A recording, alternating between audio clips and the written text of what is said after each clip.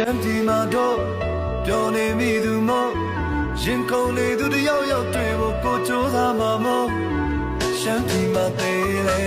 ကိုရင်မှာပူသေးတယ်ကလောပြည့်ရတောင်းနေတော့ချစ်သူတွေရနာပိတ်တဲ့ရှမ်းပြည်နေမှာငါရုံနေကြနေမယ်တွေရသည်ပူကကြတော့ရှမ်းမရင်ဝင်ကြနာချစ်